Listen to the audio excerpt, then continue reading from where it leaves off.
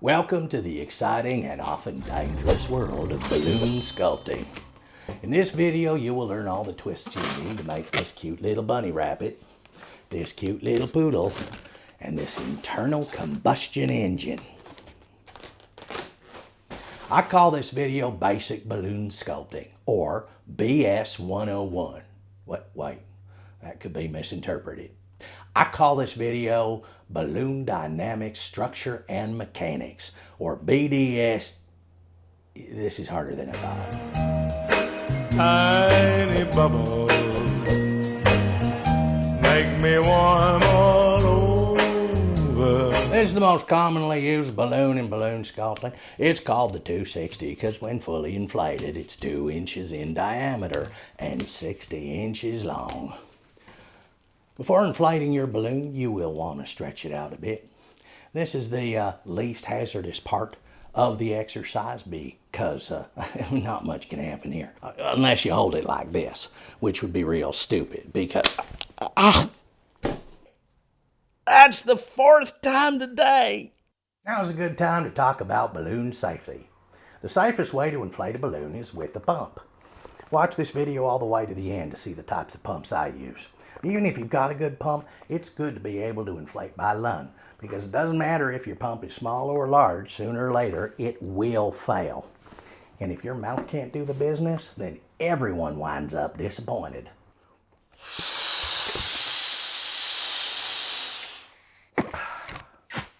The most important part about lung inflation is do not let your cheeks puff out. Because the more they puff out, the more likely they are to tear inside. And as anyone will tell you who's ever inflated a bunch of kids' pool toys after first having to inflate the pool, torn cheeks can hurt for days and completely ruin some of life's simpler pleasures like eating or yelling at squirrels. I see you up there playing with your nuts. The next thing to consider when starting out is ear protection. Balloon sculpting is a constant assault on the ears, and it's not just the pop, there's the lead up. Every squeak is a ticking time bomb. Every twist is a spin of the chamber in Russian roulette. Might not be this balloon, it might not be the next one, but a pop is coming. Balloon sculpting is not for the faint of heart. When you first start out, you will pop a lot of balloons. But when you're experienced like me, you'll hardly ever pop them at all. Easy one to make. Now that we've done the ears, we're just gonna twist it all. We're gonna twist it lazy. Massage the lazy. Now I know this looks weird, but it's okay. There's a method to the madness. I barely touched you. Over with this. Need to bend.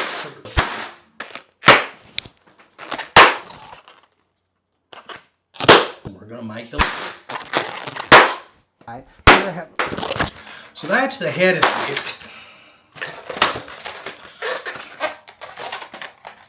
What is the rest? Are you going to pop? The pops are not that loud, but a good one will set your ears to ringing. So when you're starting out, ear protection might not be a bad idea. The lock twist is the foundation of all balloon art. It's taking 2 or more bubbles and twisting them together at the base to keep everything from untwisting.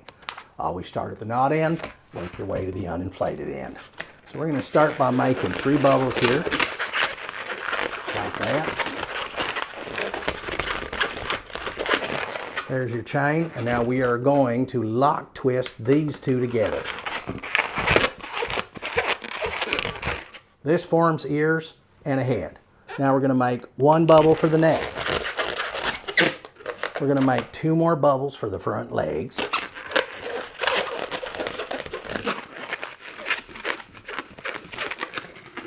There's your chain. We're going to lock twist these 2 together.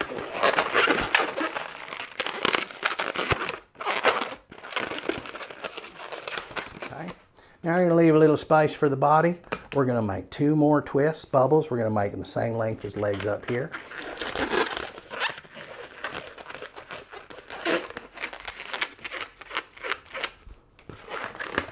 There's the chain. We're going to lock twist these two together.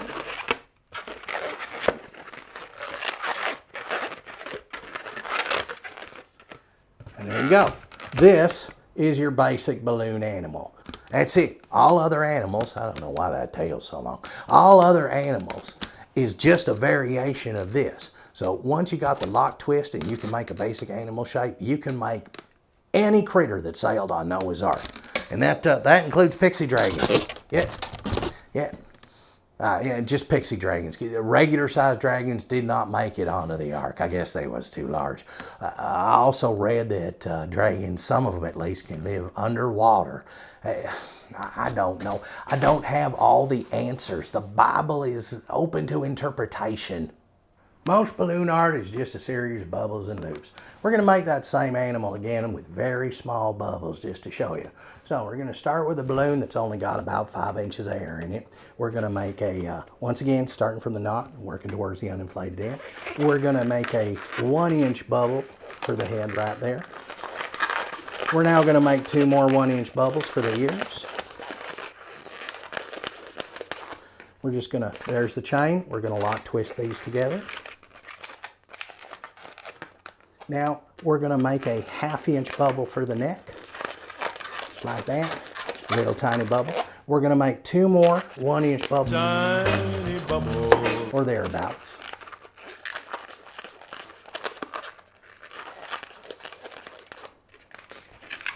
Lock twist those at the base.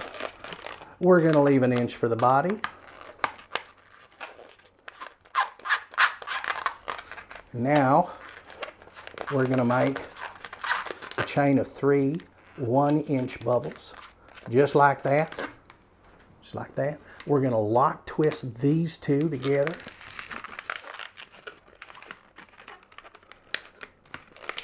And we're done.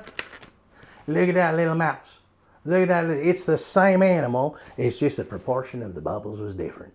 Now we're going to make 2 2-inch loops, okay? So we're going to do that is we're going to bend the balloon over just like that. And then we're going to lock twist it in half, that thing okay? Now we're going to do another one just like that, same thing, same size. Just going to bend that over just like that. And then lock twist it on itself. Now, it doesn't look like much of anything right now. But what we're going to do, see there, that's the head. And we got these two things here, kind of looks like a little deer. We're going to push these loops over these bubbles right here. And the best way to do this is to kind of roll the loop over the bubble as you push it through. So show you that right now. We're just going to push that right through that loop, kind of roll it over until it stays. Okay. Just like that. Now we're going to do the same on the other side. Just going to roll that through just like that. Sometimes they can be a little stubborn. It'll go. There we go. Now we got the head of a mouse with big ears. We're going to finish it the same way we finished the other one. We're going to make a 1-inch bubble for the neck, just like that. Now we're going to make a couple of 2-inch bubbles. There's a chain, just like before. We are going to lock twist the legs together. Now we're just going to make the back leg same way as before. Make a 1-inch bubble for the body. And now we're going to make 3 1-inch bubbles. There's a chain. And we're just going to lock twist those back legs together.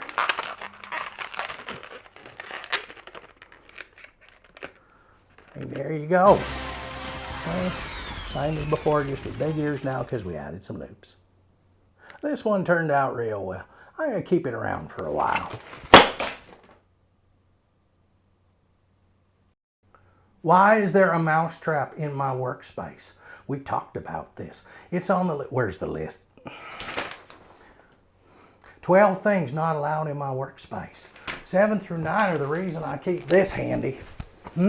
Number 10 is mouse traps. I'm sorry you got dragged into this. When inflating the balloon, try to leave about a ½ inch uninflated for every twist you plan to make. For instance, if your figure only takes 6 twists, then 3 inches is more than enough. And plus, whatever you might need for the tail. If you're making something more complicated that takes, say, 12 twists, then you want 6 inches or more uninflated at the end there. You might want to measure your fingers, use those as points as a reference if that's easier for you. And for those of you using the metric system, then okay, so 1 inch is 786 centimeters, or 2.54. It's easy to get those two numbers mixed up. Oh, and when you're first starting out too, be kind to yourself if you run out of room. Judging balloon length is just something that's going to come with practice, and balloons is like egos. Most of them is overinflated. The 3-bubble roll-through allows you to form a strong core for certain sculptures, as well as form the body and wings for sitting birds. It's pretty easy to do. So we're going to start by, don't worry about this for a second. We're going to make a couple of bubbles that are 3 or so inches long.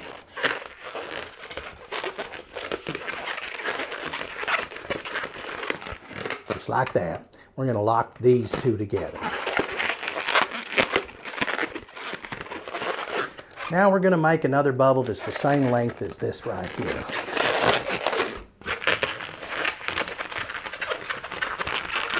And what we're going to do next is roll this bubble in between these two.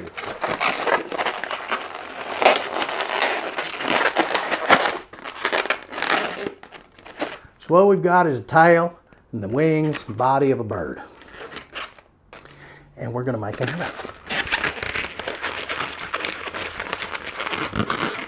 So now we've got a single bird.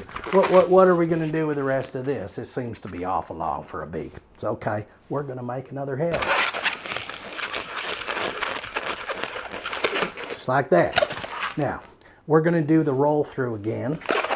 Once again, we're going to make a couple.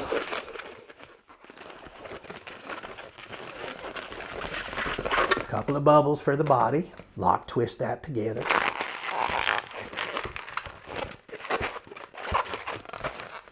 Now we're going to make another bubble the same length as these, just like we did for this. Don't worry about those heads coming apart. We'll fix that. Okay, now we're just going to roll this through the middle.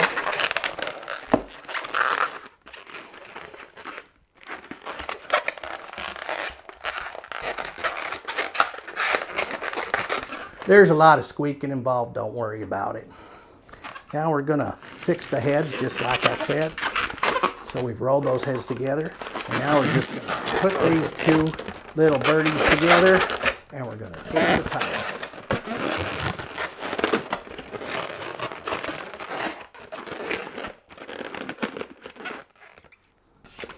Now you got a couple of lovebirds. But you're saying, hey, there's way too much room here. Well, yeah, that is true. There's a lot of room here. So what are we going to do about it? Well, we're going to fix this with a little trick. So what we're going to do is we're going to measure it about right here. We're going to twist that off right there. We are going to make another twist right here. We have no room left to play with. The point is, we want this bubble right here. So we're going to hold that real tight right here. Now we're going to pinch that, and we're going to let the air out so we've got just enough to tie another knot.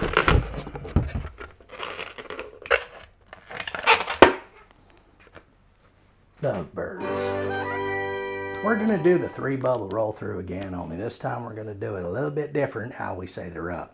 We're going to make a head and beak for this bird. And the way we do that is we're going to make a little bubble here at the top, just like that. We're going to make a bigger bubble here for the head. This is the beak. I'll show you how in a second how that's going to work out. Okay, there's the chain. Now we're going to take the knot right here and we are going to twist it, bring it down, fold it in half. You see what's happening here? We're going to take the knot and we're going to wrap it around this. And just twist this a few times. And that is going to give us a parrot head and beak. Now, take the rest of the balloon. Incidentally, this one has almost no air left in it, but there's not much twisting for this sculpture. we're going to fold it in half so that we got about 6 inches sticking out past. We're going to grab the head of this parrot right here and this part of the balloon that's sticking past, and we're going to twist them together just like that.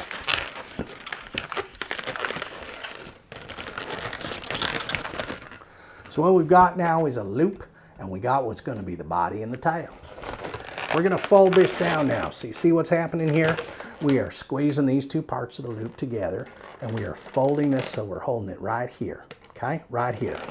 Now, we are going to grab this right here, and we're going to twist the two parts of the folded loop and this bit here that we said was the body, okay? We're going to twist that whole thing together in one shot, just like that. Okay? Now, you can leave it like this if you want.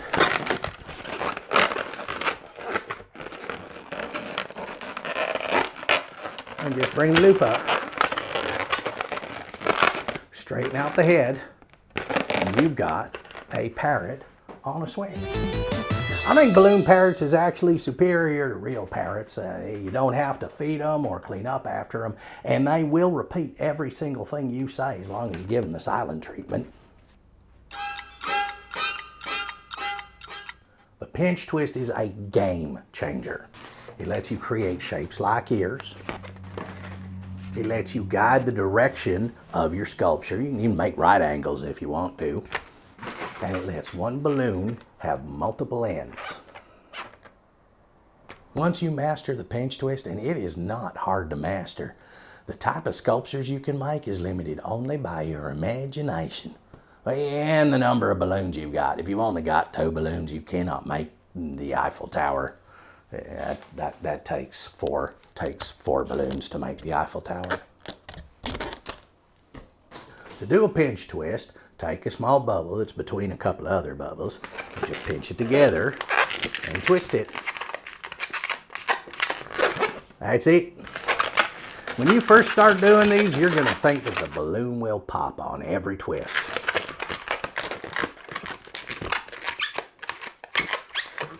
It makes no sense that a balloon can take this much punishment and not go out with a bang. But it's okay. You can be a little rough with it. The balloon don't mind. Think of the pinch twist as slightly scary but mostly harmless turbulence on your flight through balloon sculpting.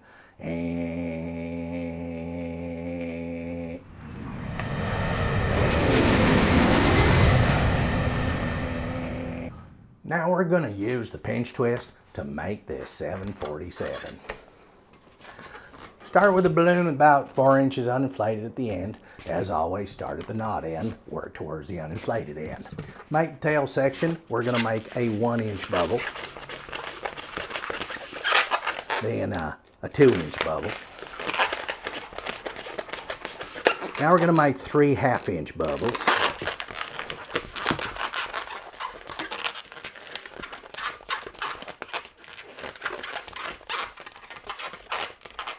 Finally, another bubble that's about 2 or so inches.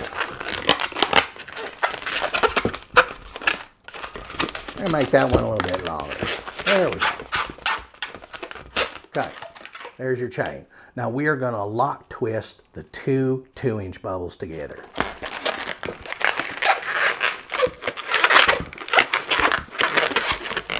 Just like that. Now we are going to leave this one in the middle alone, and we're going to pinch twist these 2 on either side. Just like that. If you're following along, I'm sure you're doing fine.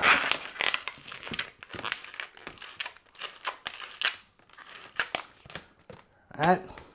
Now, we're going to pop this bubble in the middle right here. There we go. The problem right now is this bubble right here ain't going to do what we want it to do. We need this to be a pinch twist. But I showed you, pinch twist is a bubble between 2 other bubbles. This one's all by its lonesome. So what we're going to do is we're going to take the knot here. We're just going to fold that over on itself, hold it down, and now we're going to twist it just like it was a bubble in between 2 other bubbles. We wind up with a pinch twist. We're going to put that in between there and there. And that's the tail section, at least the elevators. make the rest of the tail section, we're going to make a 2-inch bubble and a 1-inch bubble. Now we're going to pinch twist there to make the tail section stand up straight.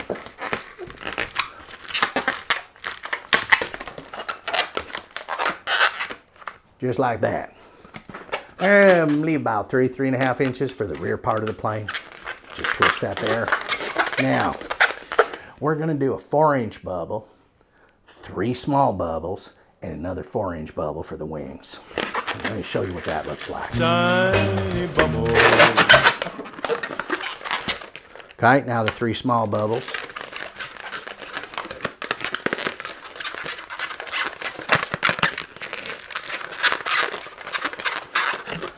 And finally, 1 more long bubble for the wing. Okay, there's the chain. We're going to lock twist the 2 4-inch bubbles at the base.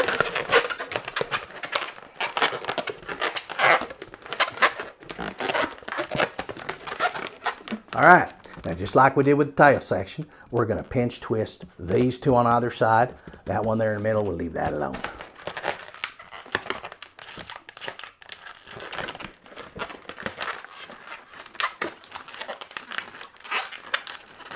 All right, let's pop that feller in the middle.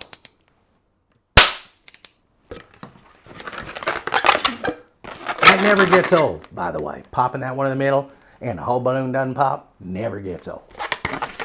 So now, we're just gonna pull these back a little bit. Straighten those out. Do a little bit more adjusting. And we've got, oh, yeah, there we go. A747. I wouldn't fly on this one though. I don't think there are any in-house snacks.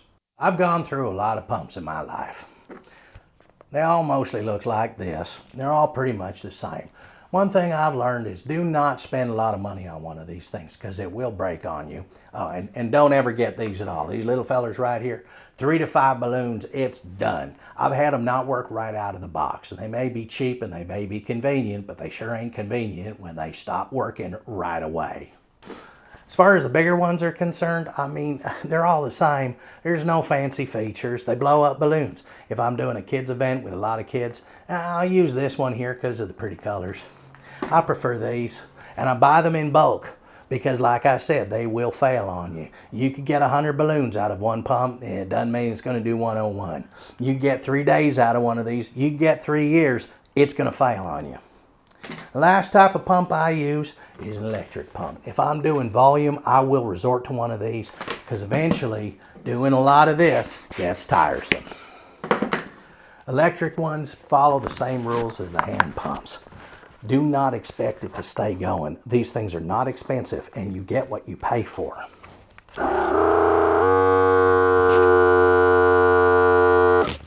They're noisy. They take up more space. And it's a little bit annoying when they do break down on you, and they will break down on you. So, pumps is good, but the secret to all the pumps you got is make sure you got more than one. Well, thank you for watching all the way to the end. I sure do appreciate it. Now, just go take everything you learned and cover every surface in your house with an infinite number of little bits of rubber.